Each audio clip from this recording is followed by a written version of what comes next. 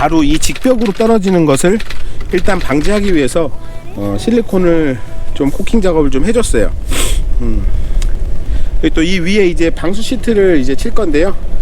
방수 시트는 가로로 칩니다. 항상 물은 위에서 아래로 흐르기 때문에 가로로 이렇게 치게 될 거예요. 한 4줄 정도 들어갈 것 같아요.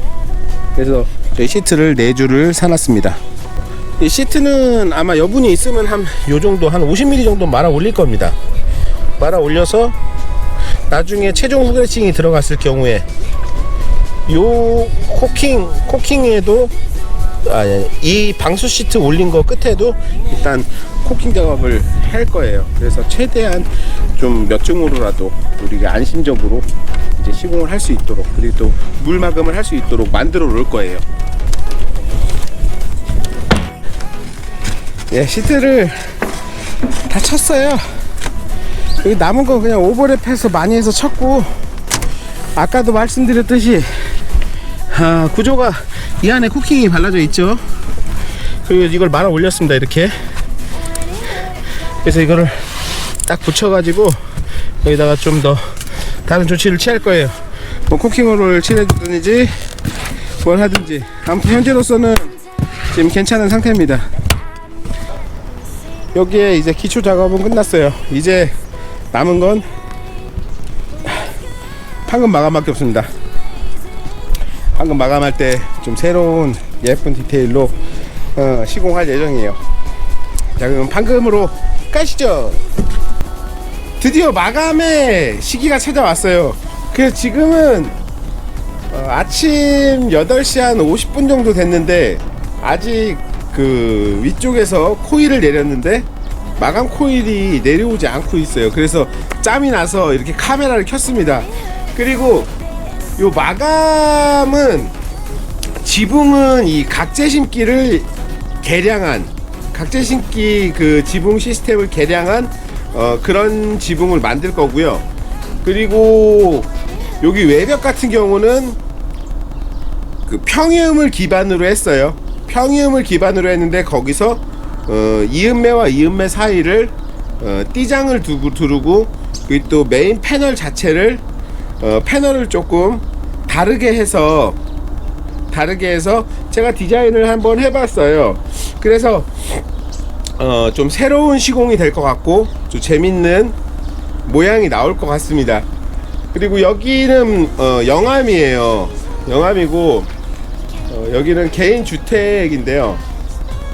목포에서 원래는 그 절곡을 의뢰를 하려고 했어요.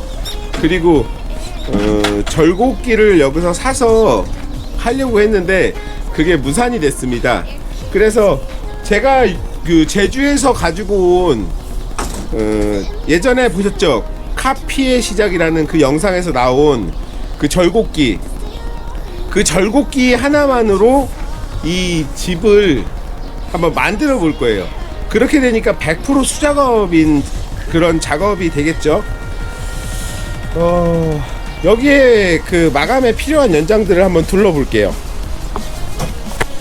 기본적으로 마감에 필요한 수공구는 제외하겠습니다. 온이 한 가지 요 녀석으로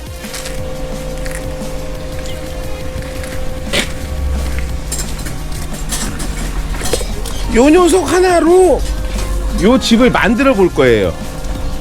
요 녀석이 이렇게 움직여지는 건데 굉장히 무겁습니다. 굉장히 무거워요. 하나에 저 발까지 하면 한 30kg 정도 되는 것 같아요. 30kg 더 되나?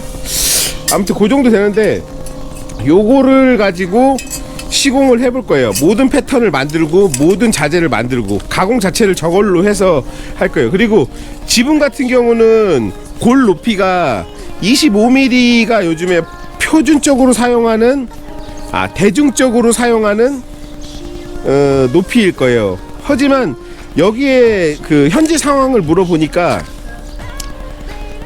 눈이 한 2-3년 전까지 많이 왔던 게 한 40cm까지 쌓인다고 합니다. 그렇게 되면은 돌추리움에서 높이보다 또 폭우도 많이 쏟아지고 돌추리움보다는 좀 높은, 물론 돌추리움도 38mm 돌추리움이 나오긴 해요. 물론 그만큼 시공비가 비싸지겠죠. 가공비도 비싸지고. 그런데 여기 같은 경우는 40mm로 높이를 만들어주고 그 위에 띠장을 60mm 띠장을 넣을 겁니다. 예쁠 거예요. 단면을 살짝 그려보면은 외벽 패널 같은 경우는 단면이 이런 식으로 들어갈 거예요. 그리고 여기다 띠장을 덮을 겁니다. 요거가 한 60mm 정도, 요 노출 사이즈가 한 415 정도 나올 겁니다. 그 지붕은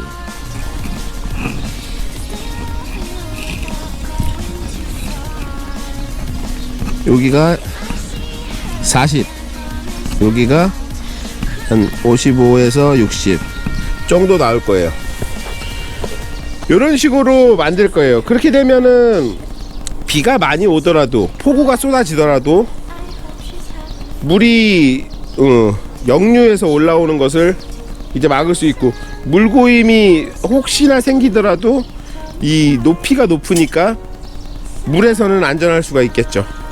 그런 식으로 해서 시공을 해볼 거예요. 알루미늄 패널은 레드 색깔, 그러니까 약간 팥죽 같은 색깔의 코발트 블루 띠장을 넣을 겁니다. 색감이 조화가 아주 좋을 것 같아서 일단 건물주님과 상의를 하고, 그리고 그것을 제가 제시를 했는데 그것이 이제 또 통과가 돼서 그런 식으로 해서 색감이 진행될 것 같아요.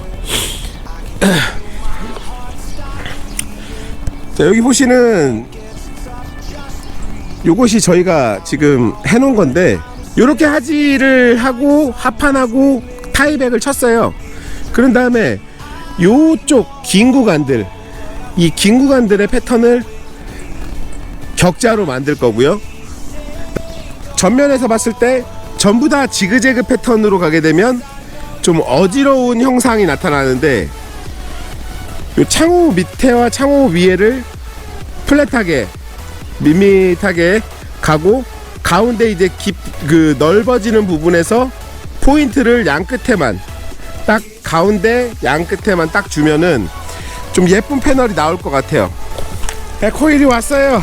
아, 너무 늦게 왔어요. 지금 11시, 이제 밥때 됐는데 이제 왔어. 오늘 쓸 패널은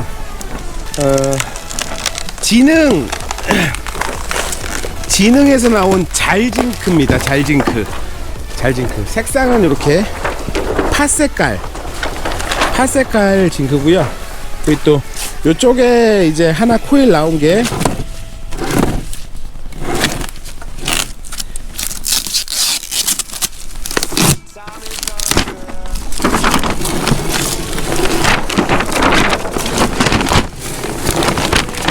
보시면 이렇게 비둘기색 코일을 쓸 거예요.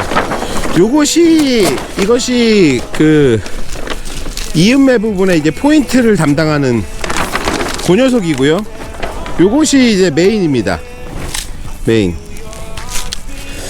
아주 예쁠 것으로 기대됩니다. 요거는 이제 제가 이제 100% 이제 수작업을 선택한 거니까 여기서 굴려서 재단하고, 그리고 여기서 다 절고까지 하는 그런 시스템이에요.